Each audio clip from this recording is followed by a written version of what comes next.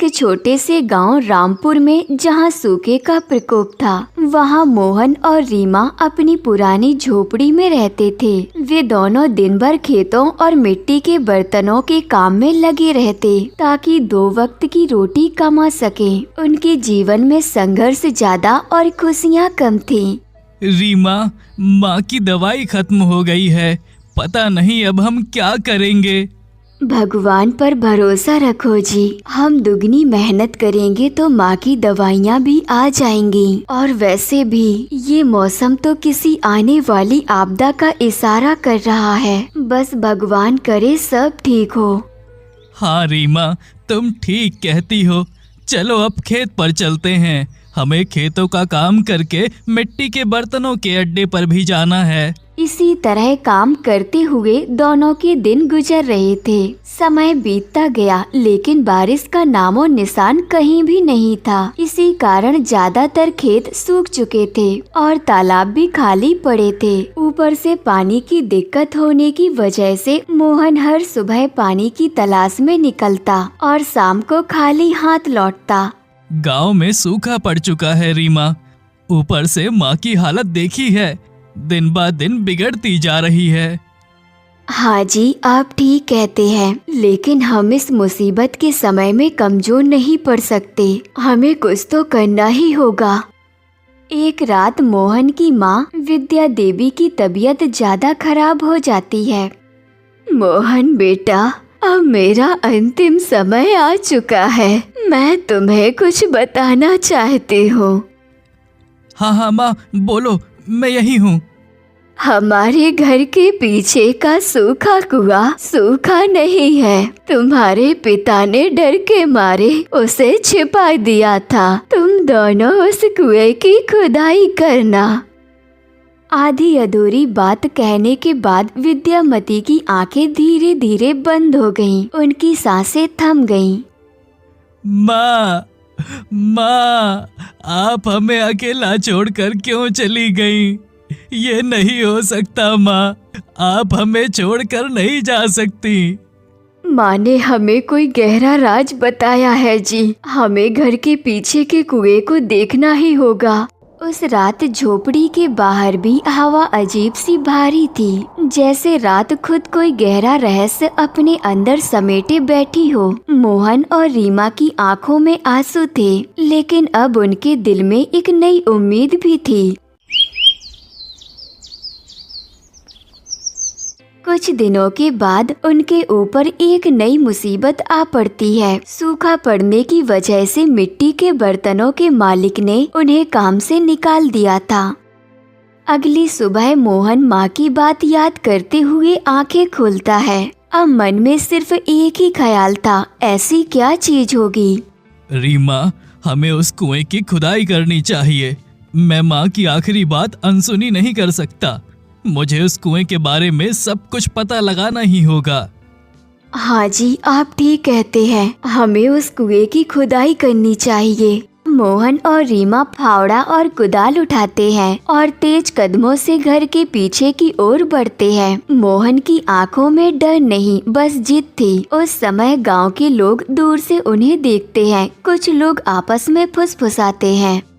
अरे देखो, मोहन उस कुएं की तरफ जा रहा है। ये मोहन पागल हो गया है क्या? अरे वहाँ कोई नहीं जाता, लेकिन इस मोहन को कौन समझाए। हम तो उस कुएं के पास हरगिज नहीं जाएंगे। ठीक कहते हो गोपाल, सुना है उस कुएं के पास प्रेत आत्माओं का वास है। ठीक कहते हो रवि, ये तो पूरा गांव जानता है। उधर मोहन और रीमा दोनों कुएं के पास पहुंच जाते हैं। दोनों गहरी सांस लेकर कुएं की खुदाई शुरू करते हैं। काफी देर तक खुदाई करने के बाद उन्हें कुछ भी नहीं मिलता। सुनो जी, मुझे तो यहाँ पर कुछ भी नहीं दिखाई दिया। हाँ रीमा, लेकिन अभी हमें और गहराई तक खुदाई करनी चाहिए। हो सकता है नीचे गहराई तक हमें कुछ मिल जाए। ठीक है जी, लेकिन अब शाम हो चुकी है। हम कल फिर से खुदाई करेंगे।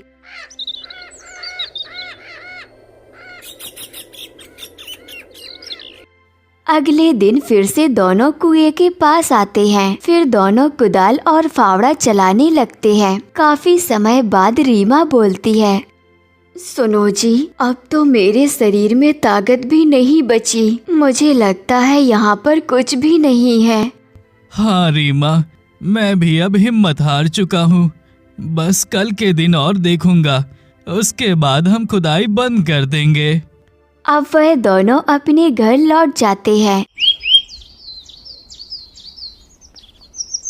अगले दिन आखिरी बार वह खुदाई करने जाते हैं। इसी दौरान मोहन का फावड़ा किसी ठोस चीज से टकराता है। मोहन चौकन्ना हो जाता है। वह जल्दी जल्दी मिट्टी हटाता है और उसे वहाँ पर एक टूटी हुई पत्थर की दीवार दिखाई देती है। ओह, तो माँ इस दीवार के बारे में बताना चाह रही थी। अब मोहन दीवार को धकेलता है। फिर वह दीवार चरमराकर गिरने लगती है और सामने एक अंधेरी सुरंग खुल जाती है। मोहन गहरी सांस लेता है और फिर रीमा के साथ सुरंग के भीतर चला जाता है। वहाँ पर ठंडी हवा उनके चेहरे को छूती है। थोड़ी दूर जाने पर मोहन ठिठक जाता है। उनके सामने एक अज्ञात साधु ध्यान में बैठे थे। उनके चारों ओर हल्की सी रोशनी थी। कुछ देर बाद साधु धीरे धीरे आंखें खोलता है। फिर मोहन घबराकर हाथ जोड़ता है। तुम दोनों कौन हो और यहाँ तक कैसे पहुँचे? साधु महाराज, मैं मोहन हूँ और ये मेरी पत्नी है। मेरी माँ ने मरने से पहले हमें इस कुएं के बारे में बताया था, लेकिन वो पूरी बात नहीं बता पाई थी। उन्होंने बस इस कुएं का नाम लिया था। लेकिन आप कौन हैं?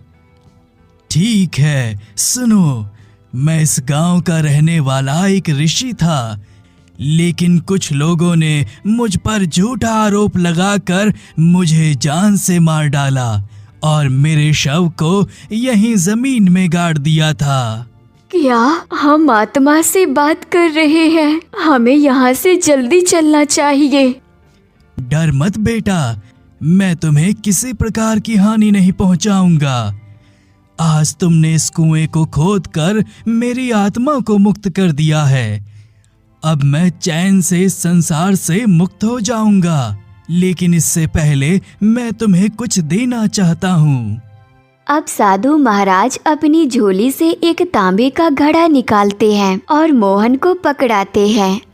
ये घड़ा कोई साधारण घड़ा नहीं है। जब भी इसमें पानी भरकर ईमानदारी से कोई चीज मांगोगे, वो तुम्हें जरूर मिलेगी। लेकिन याद रखो, लालच किया तो सब खत्म हो जाएगा। साधु महाराज की बात सुनकर रीमा और मोहन की आंखों में एक नई उम्मीद की चमक दिखाई देने लगती है। आपके चरणों में प्रभु प्रणाम। मैं आपकी आज्ञा का पालन करूंगा। मोहन घड़ा लेकर बाहर की ओर बढ़ता है। उस दिन उसके जीवन की दिशा बदल चुकी थी। अब वह दोनों वह घड़ा लेकर अपने घर आते हैं। क्या सच में इस घड़े से हमें मनचाही वस्तुएं मिल सकती हैं? नहीं पता रीमा, ये तो हमें घड़े में पानी भरकर ही पता चल पाएगा। अब मोहन उस घड़े में पानी भरता है और रीमा सबसे पहले घर के लिए राशन मांगती है। देखो जी, यह तो चमत्कार हो गया। इस घड़े ने तो सच में हमें अनाज दे दिया। ये सब माँ का आशीर्वाद है रीमा। अब हमें कभी भी भूखा नहीं सोना पड़ेगा। अब जब भी जरूरत होती, मोहन घड़े में पानी भरता और अपनी जरूरत की चीजें मांग लेता। देखते ही देखते उनके पास अब अपना घर और हर जरूरत की चीजें मौजूद होती हैं। अब वह सूखे से प्रभावित लोगों की मदद करने की सोचते हैं। फिर वह दोनों गरीब घरों के दरवाजों पर चुपचाप अनाज की पोटलियां छोड़ते हैं और वापस लौट आते हैं।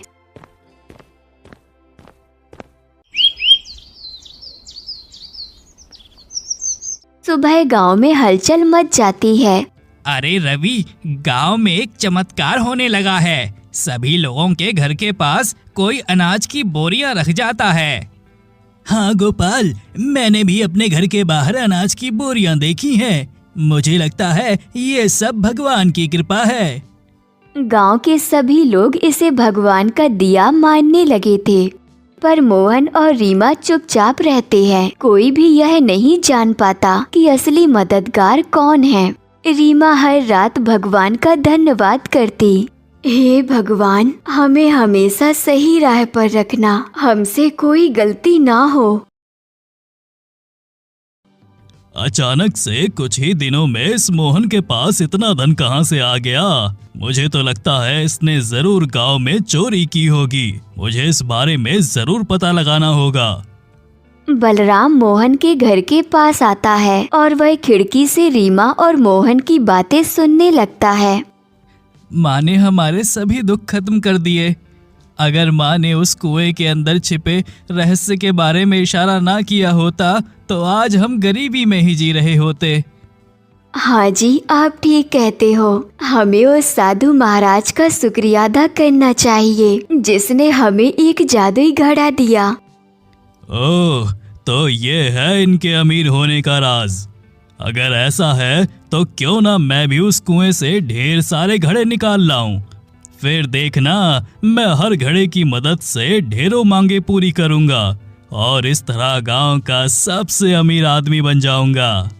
बलराम ने मुट्ठी भींच ली। उसकी आंखों में लालच और ईर्ष्या का जहर फैलने लगता है। अगले दिन बलराम के कुएं के अंदर घुसते ही ठंडी हवा उसे झकझोर देती है। सुरंग में गूंजती अजीब आवाजें सुनाई देती हैं, लेकिन लालच में अंधा बलराम आगे बढ़ता है। थोड़ी दूर जाकर वह साधु महाराज के सामने पहुंचता है। वह साधु ध्यान मग्न थे। तभी अचानक साधु आंखें खोलते हैं। उनकी आंखों से आग सी चमकती है। मूर्ख, तू यहाँ क्यों आया है? अरे तू बदचलन साधु, तू तो मारा जा चुका था। तू यहाँ पर क्या कर रहा है? मूर्ख, मैं बदचलन नहीं, बल्कि तू सबसे बड़ा पापी और लालची इंसान है। चल, अब तू मुझे वो घड़ा दे दे। मुझे सोना, पैसा और ताकत चाहिए। मूर्ख, तुझ जैसे इंसान को तो सजा मिलनी चाहिए। चुप कर बड्ढे, मैं अच्छे से जानता हूँ कि तू मर चुका है और अगर तूने ये घड़ा नहीं दिया तो मैं फिर से तुझे इस कुएं में गाड़ दूंगा। फिर तेरी आत्मा कभी भी मुक्त नहीं हो पाएगी।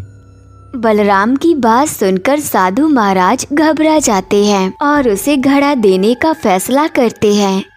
ठीक है, मैं तुझे वो जादुई घड़ा देता हूँ। अगर तेरा मन सच्चा है तो ये ले जा ये घड़ा। बलराम मुस्कुराता है और तेजी से घड़े की ओर हाथ बढ़ाता है। जैसे ही वह घड़े को छूता है, पूरी सुरंग कांपने लगती है। दीवारों से धूल झड़ती है और एक जोरदार तूफान सा उठता है। घड़ा अचानक विशाल जलते हुए ढेर सारे सांपों में बदल जाता है। नहीं नहीं, सांप, बचाओ बचाओ। साधु महाराज, माफ कर दो। मैं लालच में अंधा हो गया था। अब कभी भी लालच नहीं करूँगा।